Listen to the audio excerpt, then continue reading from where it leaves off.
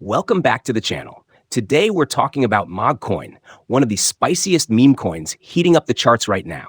From wild price swings to bold moves in the real world, MOG is grabbing serious attention. So let's get into it. Right now, MOG is trading at around 0.3s.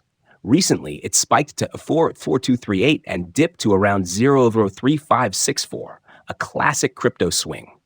But here's the key. MOG is holding strong, and it's still getting traction.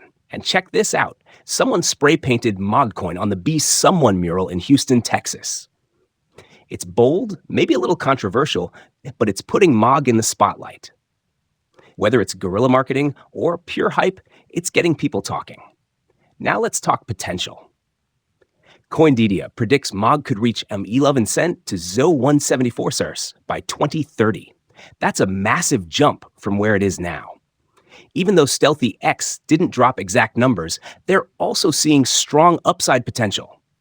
Remember, MOG started as a meme, but with this kind of momentum and community backing, it's quickly becoming something bigger. If you're holding MOG or just watching from the sidelines, hit that like button, subscribe for more crypto updates, and drop a comment if you're riding the MOG wave.